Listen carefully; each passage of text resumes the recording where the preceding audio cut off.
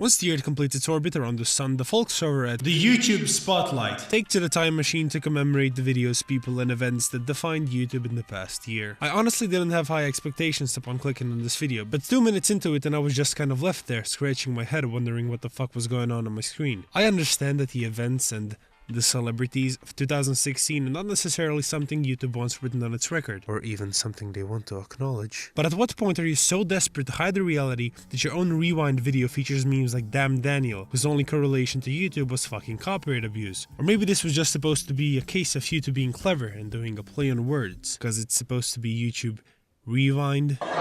Why is the video called the Ultimate 2016 Challenge? What is the challenge part of this video? Is it what I have to be in order to find it enjoyable? Or is the challenge to watch this in its entirety without feeling the urge to cut off your head and put your foot through the fucking thing and step on it until it's nothing but blood and pulp on the fucking page? So since YouTube has expectably done a poor job at summarizing this year and instead produced this pandering, bland piece of garbage, I thought it would be nice for someone to do it for them and to also do it correctly. Enter the real YouTube Rewind. Hello everyone! No, 2016 was the year, amongst other things, of copyright abuse, unjustified takedown notices, false DMCAs, and a particularly infamous attempt of copywriting a fucking word. You might remember these two punchable faces from January at the beginning of this year when they answered the age-long question of how far up your own ass your head would need to be in order to delude yourself to the point of thinking you should own the rights to a fucking word. Their great plan was launching React World, a media franchise built on reacting to other people's content and the idea that the reaction videos are a concept that is their own, that it belongs to them. The people who want to make reactionary content should partner up with them in order not to infringe on their rights, or else they would run the risk of getting flagged down the line. Or in other words, it was an absurd, slimy attempt of a power-hungry business to trademark an ambiguous concept to fill their pockets with even more fucking money. Then we had Merlin City Ltd, the proud owners of the Damn Daniel meme, a shady company who ran rampant for a couple of weeks, flagging absolutely everything in sight, taking away monetization from more notable people like Hello Blazes and I Hate Everything, the latter of whom was also temporarily taken down for violently kicking a piece of plastic around for 17 minutes.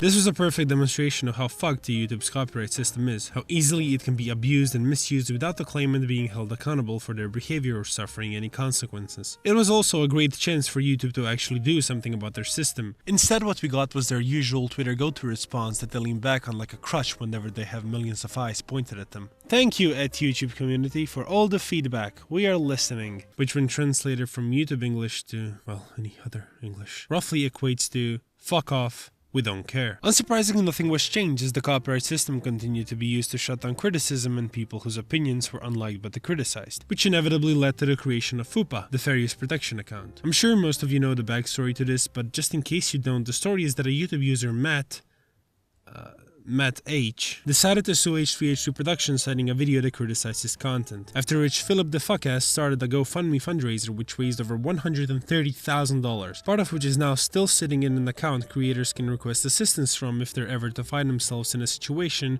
where they're unjustifiably being sued for copyright infringement. That was a pretty big deal. Probably not as big as the pen pineapple apple pen guy, a meme that I've unfortunately missed out on due to not being online during the 3 hours it was a thing. Then somewhere around August, YouTube got a wild hair up its ass to make the site family friendly again, and started demonetizing videos based on certain words used in the title, tags, or description, regardless of what the actual content was. This gave birth to a lot of questions about censorship and free speech because it seemed as if YouTube was targeting specific worldviews and people more than others. This was a huge fucking drama that seemingly affected everyone, and was also a great excuse for some channels to see where the boundary between clickbait and misleading was set. What we found out was that the boundary is effectively non-existent, and that YouTubers are unable of caring about one thing for more than a week because the whole thing just suddenly died out, and now we have a bunch of rules that no one really follows, but they still kind of exist in this weird, nebulous way, and make me want to kill myself. Hello everybody and welcome to the YouTube conference. My name is Mr. YouTube. Hell yeah, that's me. So do any of you have ideas for new features for our site? How about we improve communication for our creators and make it possible for them to get in touch with us over any problems they might be having with the platform? No. That's too much work. We can't just sit around and respond to people all day. That's ridiculous. It's not gonna happen. Maybe we could fix the sub boxes. We've seen a lot of complaints about people being unsubbed or not getting notified when people they follow upload new videos. Like, what's the point of being subscribed to someone if you don't get the videos? Maybe we could do something to fix the site instead of wasting thousands of dollars on making a shitty rewind video at the end of the year. Get out. What's the problem? I said get out. Fucking racist motherfucker. I mean, I took a shit this morning. That's it.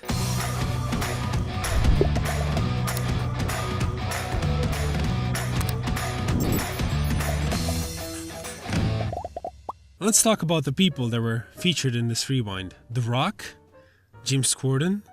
The Daily Show cast? How the fuck did these people define YouTube in 2016? If I recall correctly, this was the year of YouTube drama. I was sat there at the edge of my seat waiting for a scene where Leafy makes fun of a kid as we hear police sirens in the background and Idub jumps out in his cop outfit and punches him in the part of his head where his chin would be if he had one. But instead what I got was a group of people dabbing on a fucking stationary bicycle. I may not like his content myself, but there's no denying that up until recently he was the fastest growing channel on the fucking site. Doesn't that at least deserve a fucking mention? And where the hell is Keemstar? Do you remember those 6 months of Keemstar related drama?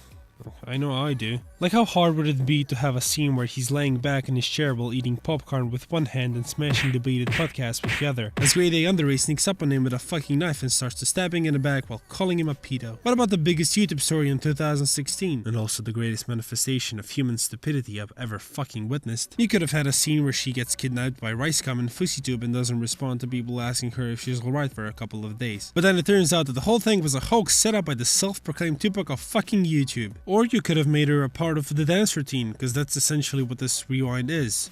A dance routine. I don't know why, but it is. You could have even done something experimental and have her twerking along with Zoe Berger while Blasphemous HD reacts to the entire fucking thing and then gets copyright struck by the Vine Bros. Why wasn't there a scene where Scarce walks out of a fucking tree? Where the hell were Filthy Frank, H3H3 Productions, IHE, The Odd Ones Out, and countless other people who gained a large portion of their following in 2016? Even PewDiePie, the most subscribed to channel on YouTube, the guy who just surpassed 50 fucking million, got less view time than the fucking bottle flipping meme.